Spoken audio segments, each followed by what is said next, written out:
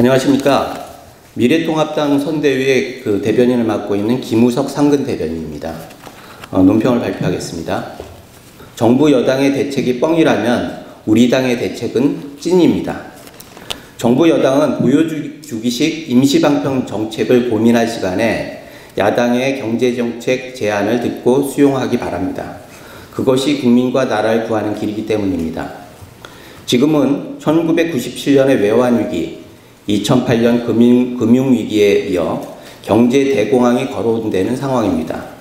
과거의 위기가 유동성의 위기라면 현재의 위기는 국가 경제 총체적 위기입니다. 우한 코로나19 사태는 유동성뿐 아니라 우리 경제의 펀더멘탈까지 위협하고 있습니다. 글로벌 공급망 붕괴와 수요 위축까지 전 세계가 모두 패닉에 빠져 있습니다. 대외 의존도가 높고 문재인 정부의 잘못된 경제정책으로 허약할 대로 허약해진 기초체력을 지닌 우리나라는 그 어떤 나라보다 더 위험합니다. 하지만 정부는 아직도 정신을 못 차리고 있습니다. 대책은 언발의 오줌 누기식 임시방편뿐입니다. 특히 지난 21일 비상국무위원 워크숍에서 장차관급 공무원 급여 30%를 4개월간 반납하겠다고 결정한 것이 그렇습니다. 전형적인 보여주기식 전시행정입니다. 우리 당은 일자리 유지 등 국민에 대한 실질적인 지원, 지속가능한 지원, 국가 재정 상황을 위협하지 않는 지원 등 3대 원칙에 근거한 대책을 제시한 바 있습니다. 이를 과감히 수용해야 위기를 벗어나고 사투를 벌이고 있는 국민에게 용기를 줄 수 있습니다. 어제 우리 황교안 총괄선대위원장이 기자회견을 통해 미중유의 경제위기를 극복할 대안을 내놓은 바 있습니다.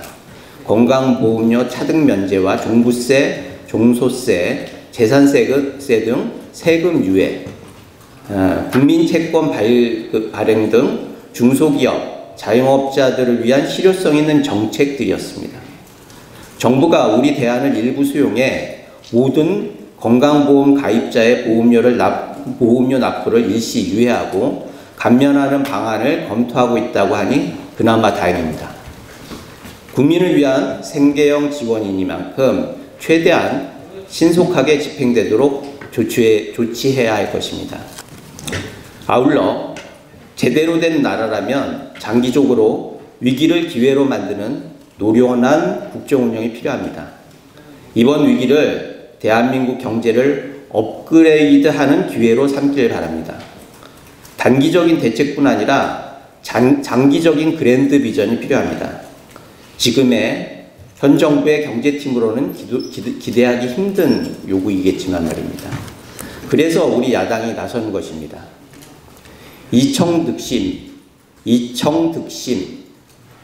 귀 기울여 경청하는 것은 사람의 마음을 얻는 최고의 지혜라고 했습니다. 초당적으로 중지를 모아 위기의 파고를 넘어야 합니다. 아직도 답이 없는 영수회담 제안에 대해 신속히 응답해 줄 것을 요구합니다. 유익한 이야기를 해주고 도와주겠다는 우리 당의 요구를 언제까지 못 들은 척 하시겠습니까? 국민의 명령입니다.